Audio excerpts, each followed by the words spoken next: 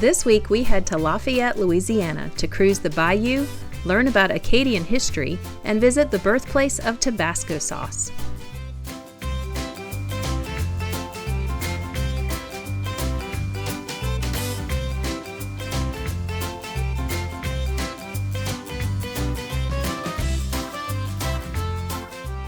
The Welcome Center was a great place to stretch our legs and experience some Cajun hospitality.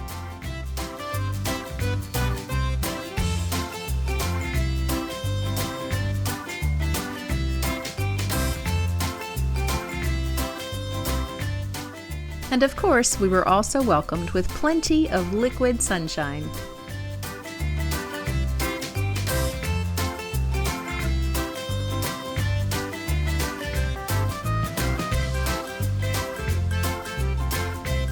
This is Louisiana. If you don't know what Spanish moss is, it's this, Spanish moss. It's so pretty out here.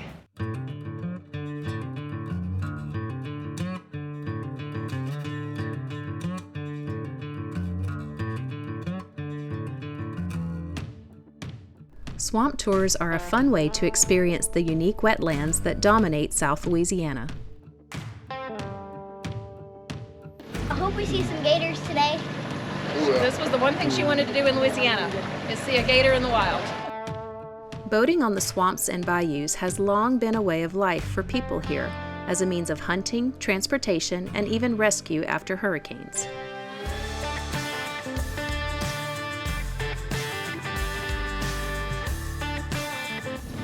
All right, well, we'd like to welcome y'all to Lake Martin. We're going to have around 270 acres in the middle of the lake, around 900 altogether.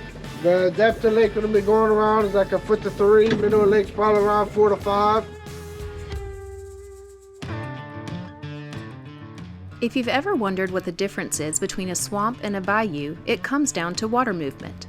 Both are wetlands, but swamps are saturated with stagnant water, and bayous typically contain slow-moving water.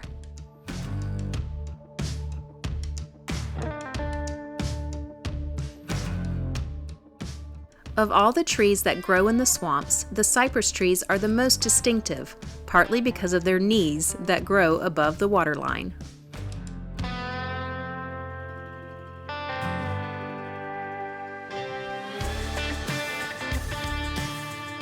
At various times of the year, Lake Martin is home to over 200 species of birds, which were drawn to the climate and abundant food. Herons and egrets were everywhere we looked.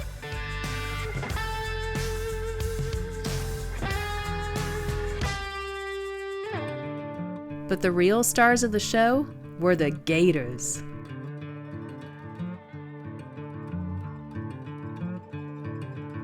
Wow, whoa, that's huge! Alligators can grow to 15 feet long and weigh up to 500 pounds.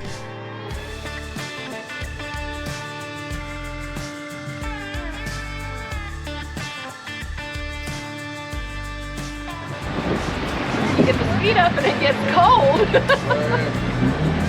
Cold and Louisiana generally don't go together.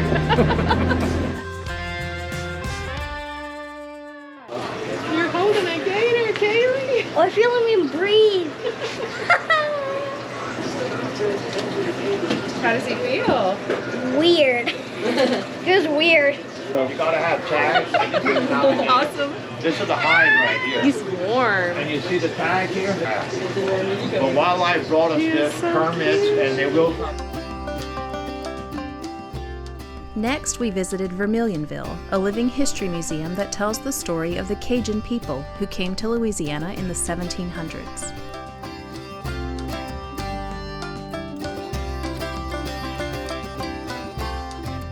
They were removed from their homeland in Nova Scotia by the British when they refused to swear allegiance to the British Crown and renounce their Catholic faith.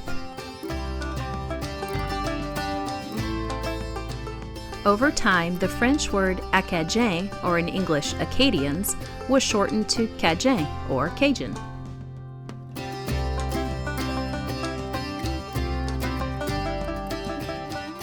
They blended their French heritage, cuisine, and traditions, with those of the Native American, Spanish, and African people, resulting in one of the most culturally unique regions of America.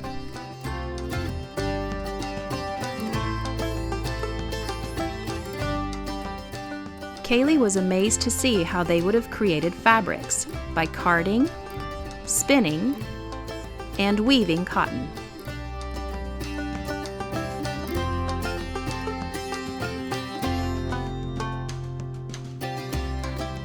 Sadly, in an effort to assimilate the Cajun people into American culture, they were discriminated against for speaking French in the early 1900s.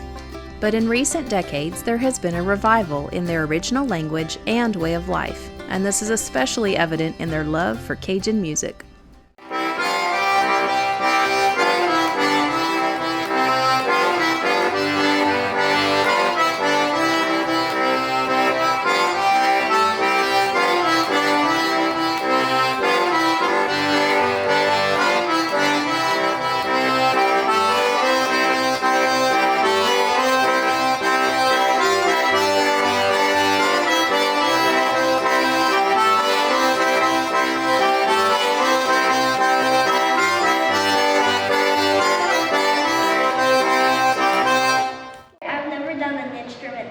Remotely like this. Well, that's okay. I had my first time too.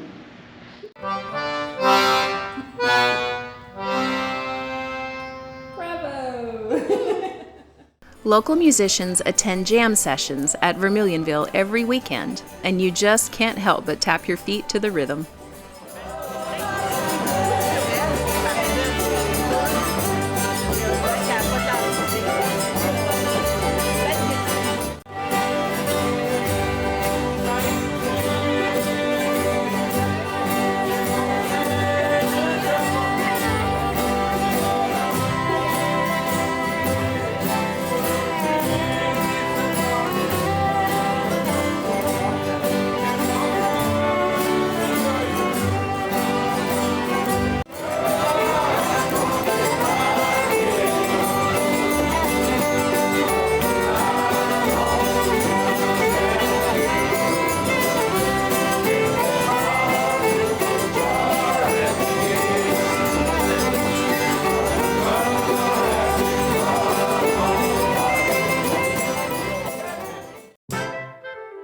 The next morning, we made a pilgrimage to one of Will's favorite places, Avery Island, the home of Tabasco.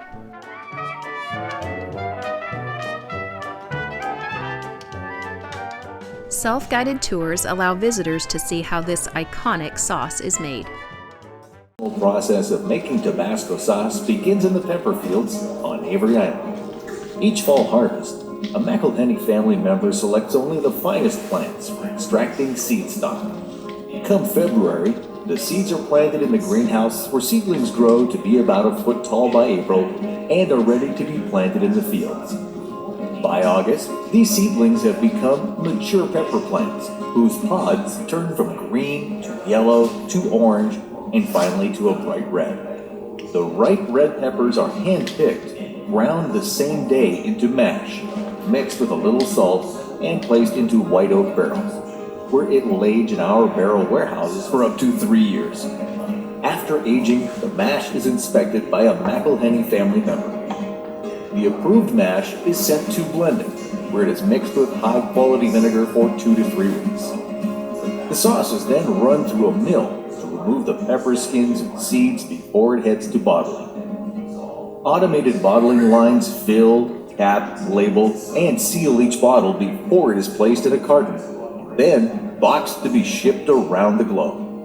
Today, we produce hundreds of thousands of bottles per day, enough Tabasco to defend the entire world against bland food.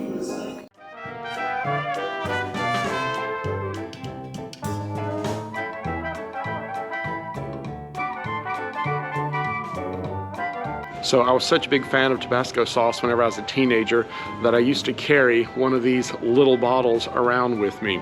Yeah, I was kind of weird, but it's good stuff. In the greenhouse, we learned that Tabasco peppers are 6 times hotter than a jalapeno, and they are all harvested by hand. The warehouse where the pepper mash is aged holds around 70,000 barrels. You can smell that vinegar, the peppers in the air. It's literally making my mouth water. Just, it's so good.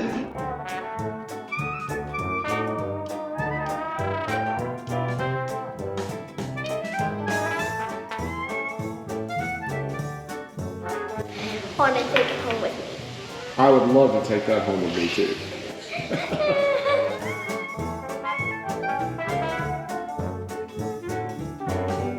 Maybe that'd be enough to last for a year. And like pretty much anywhere you go, there's a gift shop. We're really excited for this one though.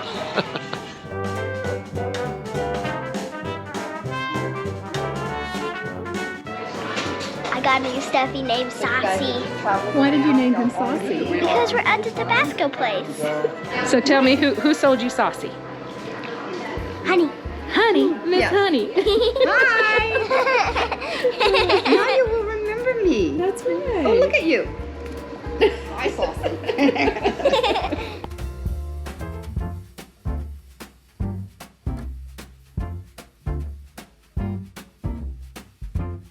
Okay, try it. Here we go. Not my favorite.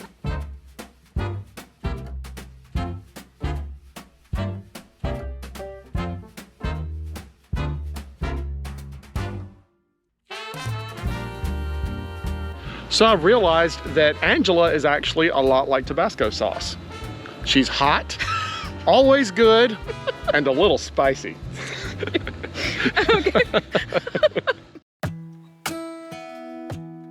The McElhenney family that makes Tabasco sauce also started Jungle Gardens in the late 1800s. This drive-through garden is a botanical paradise that includes exotic plants and serves as a haven for native birds.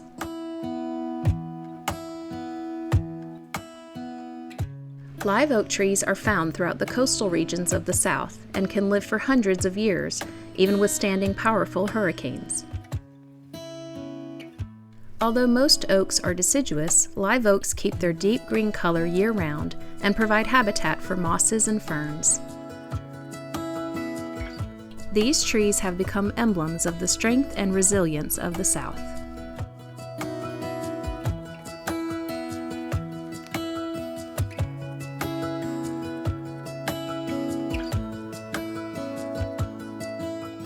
I was actually born and raised in South Louisiana. Lived there till I was about 15 years old and then moved to Mississippi. That's where I met Will. And this is the first time I've come back to Louisiana as a tourist to show this area to Kaylee. And I don't know, I guess when you're a kid and you live somewhere, you don't really appreciate the beauty of the area, the history of the area. And it has been almost like coming back home to be here in Lafayette these couple of days. The people have been so friendly and the music has just really touched me in a very special way. My daddy loved Zydeco music, so it was very, very special to come back. And guess what's here? Mosquitoes! I cannot get away from these things. But it's been awesome. I wish we had had more time here.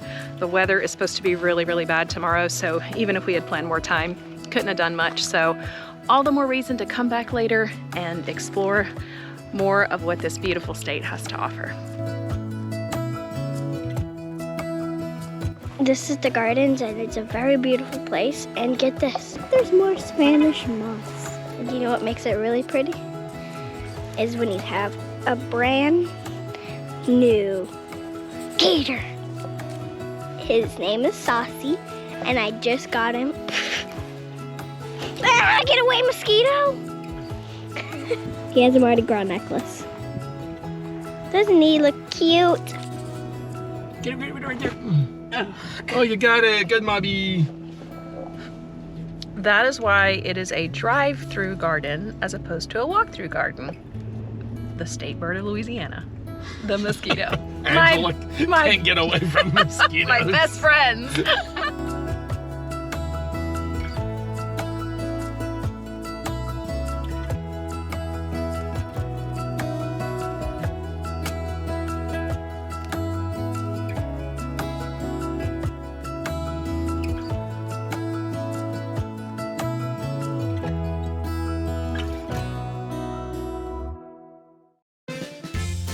Flooding is a big risk in South Louisiana, so homes are often elevated, even RVs.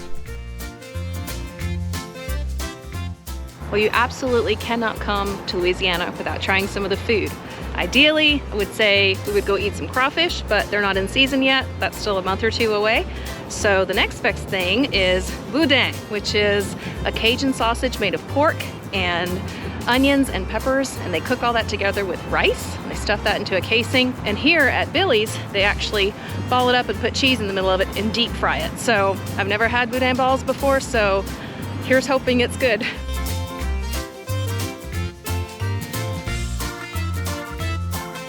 What you got there? Gator pickle with a gator. My gator does not want to see it.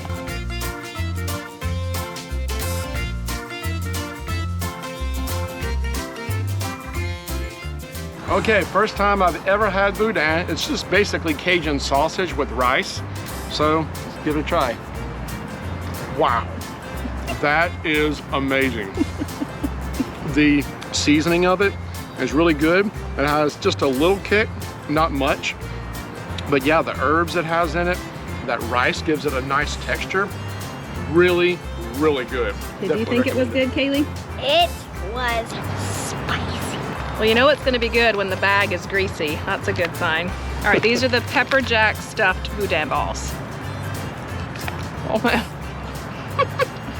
If a Cajun made it, you know it's gonna be good. Oh my goodness. I will say, of all the things about Louisiana that I miss the most, it is the food. That's the crawfish pie. Oh, yum, yum. Well, our time in Louisiana is sadly done.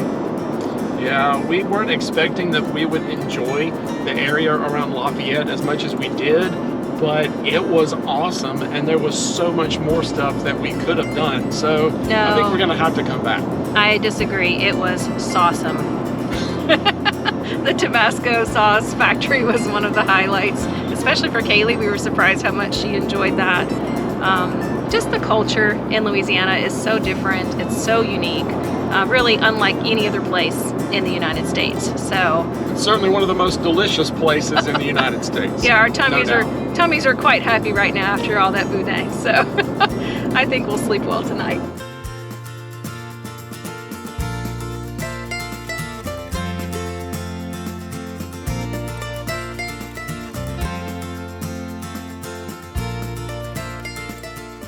Join us down the road in San Antonio as we remember the fight for Texas independence and explore some highlights of this historic city. And until next time, enjoy your journey.